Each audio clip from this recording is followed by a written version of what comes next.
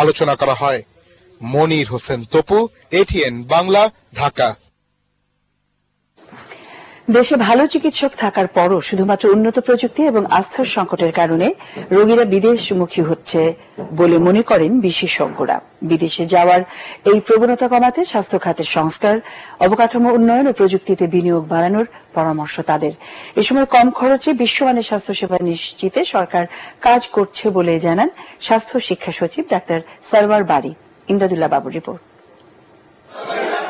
বাংলাদেশে চিকিৎসা করাতে গিয়ে ভোগান্তিতে পড়তে হয় না এমন রোগীর সংখ্যা খুবই কম। চিকিৎসকের দুর্ব্যবহার, উন্নত প্রযুক্তির অভাব, আবার বিশাল চিকিৎসা ব্যয় তো রয়েছেই। ফলে প্রতি বছর গড়ে 10 থেকে 20 লাখ মানুষ ভারত, থাইল্যান্ড ও সিঙ্গাপুর সহ বিভিন্ন দেশে চিকিৎসা নিতে যান।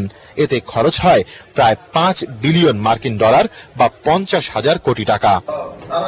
রাজধানীতে এক অনুষ্ঠানে বক্তারা জানিয়েছেন, এই পরিমাণ অর্থ দিয়ে দেশের অভ্যন্তরীণ চিকিৎসা সেবা বিশ্বমানে উন্নীত করা সম্ভব। কেন ডায়াগনস্টিকের জন্য ডাক্তারের চেম্বারে ফিসটা কেন নির্ধারণ করে দেওয়ার মতো অথরিটি কি এদেশে নেই? এদেশে অ্যাগ্রেসিভ মার্কেটিং করছে ইন্ডিয়া মেডিকেল ট্যুরিজম প্রমোট করার জন্য। আমাদের গরু দেয়, আমরা গরুতে সমীকরণ হয়েছিলেন। ডাক্তারদেরকে অনুরোধ করবো, আপনারা মনোযোগ দিয়ে শুনবেন। 5 মিনিট জায়গায় 10 মিনিট সময় দেবেন। এই জায়গাটা ল্যাবস আমি মনে করি সেটা হয়তো ভালো ডাক্তার আছে, কিন্তু ভালো ইকুইপমেন্ট নাই।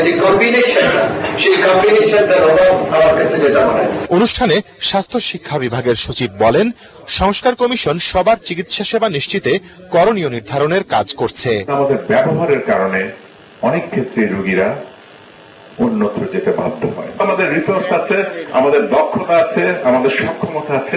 আমরা একটু সচেষ্ট হয়ে আমরা যদি একটু সঠিকভাবে পরিকল্পনা করি, আমরা একটা চমৎকার জবাব দিতে পারবো। অনেক দেশ ইতিমধ্যে ন্যাশনাল হেলথ সিস্টেম চালু করেছে। হেলথ ইন্স্যুরেন্স সিস্টেম চালু হয়ে গেলে আমাদের রেফারেলটাও খুব সহজ হয়ে যাবে এবং অনেক ক্ষেত্রে আমাদের যে এক্সপেরিমেন্টেশন হচ্ছে সেগুলো ট্রায়াল দিতে পারি। বাংলাদেশ থেকে ক্যান্সার, হৃদরোগ, কিডনি, লিভার ও স্নায়ু রোগ নিয়ে বিদেশে যাওয়া রোগীদের প্রায় 92% যান প্রতিবেশী দেশ ভারতে। ইমদাদুল্লাহ বাবু, এটিএন বাংলা, ঢাকা।